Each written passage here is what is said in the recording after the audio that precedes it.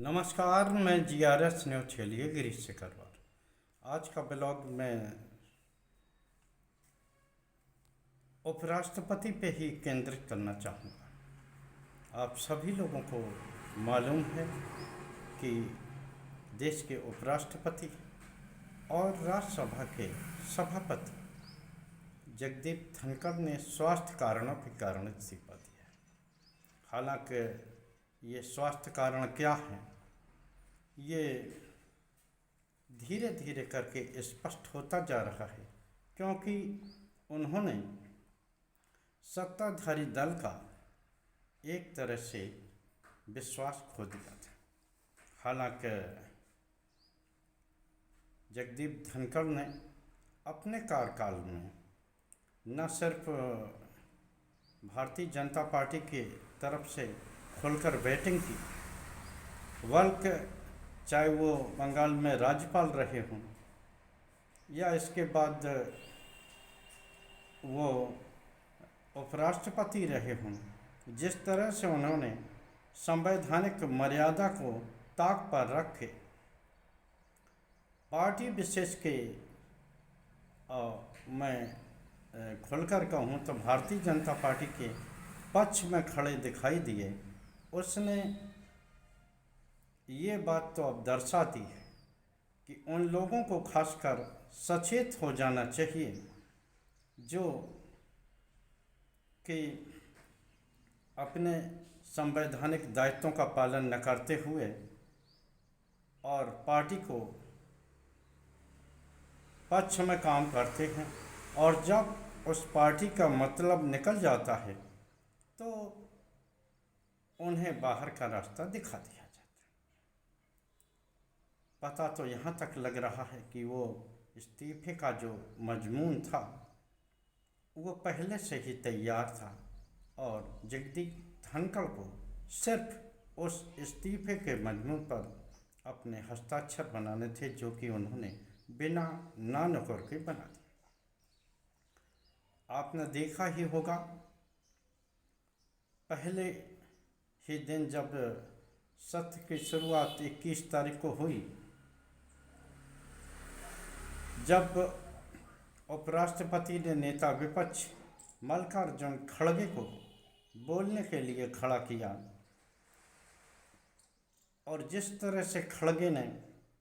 बार बार अपने धारदार तर्कों से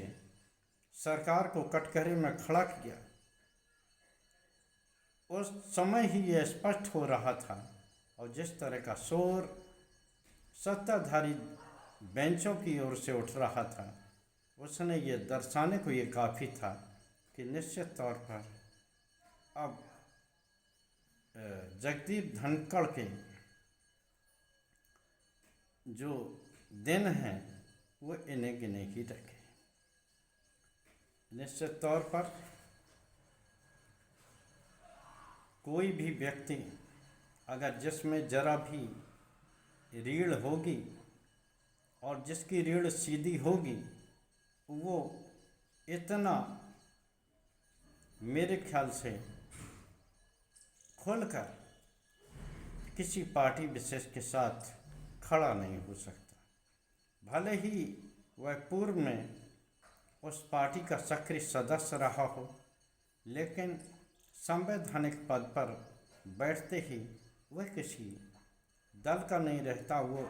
दल से ऊपर हो जाता है। लेकिन जिस तरह से जगदीप धनखड़ ने अपना आचरण किया,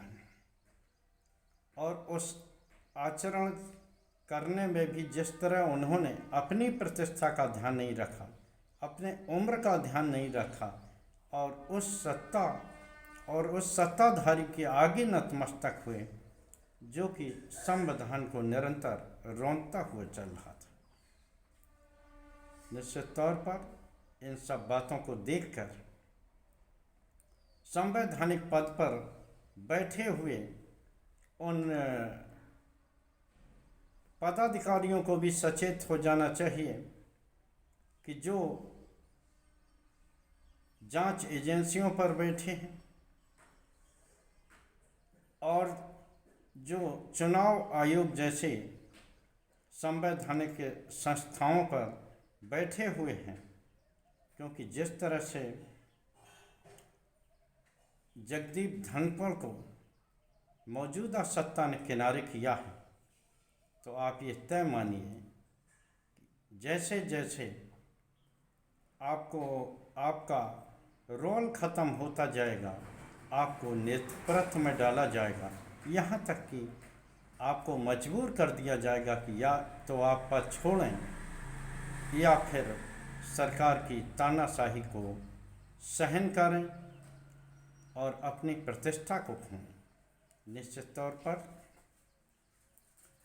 लोकसभा के अध्यक्ष ओम बिरला को भी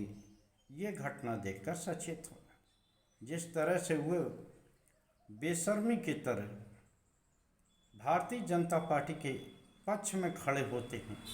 विपक्ष की आवाज़ को कोई महत्व नहीं देते हैं, निश्चित तौर पर भले ही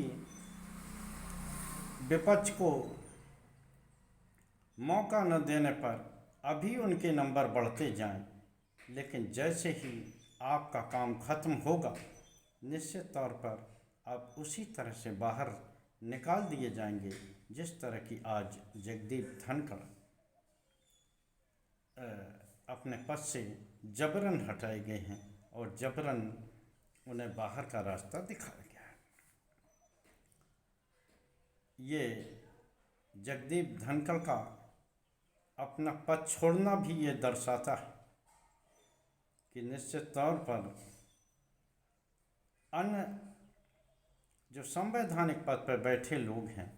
वो अपने आचरण में सुधार कर लें, क्योंकि अगर कोई कार्रवाई होगी, कोई गलती होगी, तो मौजूदा सत्ता आपको नहीं बचाएगी, बल्कि वह अपनी सत्ता को बरकरार रखेगी,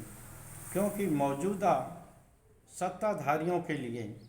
सत्ता को बनाए रखना और उसे बचाए रखना ही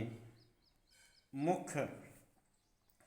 उनका उद्देश्य है, मुख्य कारक है। और उस सत्ता बचाने के लिए वो ऐसे गैर सिद्धांतवादी लोगों,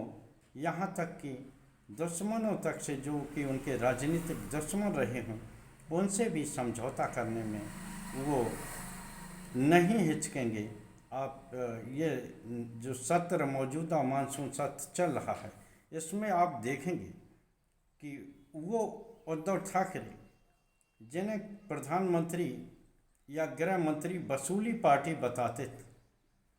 और वही वसूली पार्टी अगर सत्ता में सहयोगी बनकर आपको पेंगा बढ़ाते हुए दिखाई दे, तो आप आश्चर्य मत मानिएगा, क्योंकि भारतीय जनता पार्टी या यूँ कहिए मौजूदा पार्टी नेतृत्व का मुख्य काम महाराष्ट्र में बीएमसी के चुनाव एन कैन प्रकार जीतना। उनका उद्देश्य बिहार के चुनाव जीतना, उसके बाद उनका उद्देश्य पश्चिम बंगाल का चुनाव जीतना है, और उस चुनाव जीतने के लिए चाहे उन्हें संविधान बदलना पड़े, संवैधानिक मर्यादाओं को तार तार करना पड़े, लेकिन वो किसी भी हद तक जाएंगे। और अगर कोई ऐसा व्यक्ति जिसमें की रीढ़ की हड्डी है, या तो वो एक एक करके अपने पदों से हटता जाएगा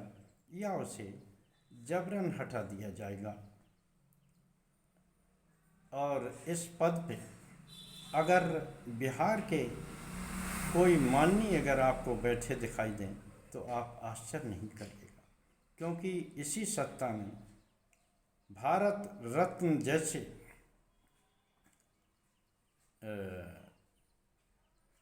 पदों को एक राजनीतिक वो बना दिया। उपराष्ट्रपति और राष्ट्रपति जैसे पद जो कि कभी पार्टी से ऊपर माने जाते थे, उनमें भी अब राजनीति घुसेगी और पार्टी के फायदे के लिए जो होगा वो सब किया जाएगा। अगर इस बीच अगर कुछ केंद्रीय मंत्रियों को बाहर का रास्ता दिखाया जाए और उनकी जगह चुनाव होने वाले प्रदेश के कुछ मंत्री उनका कोटा बढ़े, वो बिहार जिसके कि बैसाखी पर प्रधानमंत्री चल रहे हैं, जब उन्होंने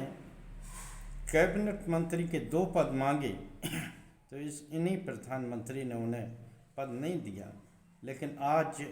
बिहार जीतने के लिए वो बिहार का कोटा भी बढ़ाएंगे और चाहे दुश्मन हो उसको भी गले लगा के ऐन कैन प्रकार किसी भी तरह सत्ता पर कब्जा करना चाहेंगे। चाहे कुछ भी हो जाए, जीतने के लिए किस स्तर तक ये सरकार जा सकती है। आप लोगों ने महाराष्ट्र सरकार, महाराष्ट्र के चुनाव, दिल्ली के चुनाव और हरियाणा के चुनाव को देखा होगा, और उससे ज़्यादा बिहार में जिस तरह का आचरण चुनाव आयोग कर रहा है, वो भी मौजूदा सत्ता के चुनाव जितवाने के लिए निश्चित तौर पर जगदीप धनखड़ का स्थिति जो है, उनकी मौजूदा स्थिति है, वो निश्चित तौर पर एक संकेत देती है। लेकिन यहाँ एक सवाल के साथ मैं अपना ब्लॉग ख़त्म करूँगा कि क्या संवैधानिक पद पर बैठे लोग जगदीप धनखड़ के इस्तीफे से कोई सबक सीखेंगे। आज के ब्लॉग में बस इतना ही। जय हिंद, जय भारत। कल फिर किसी नए मुद्दे पर आपके साथ जुड़ने का प्रयास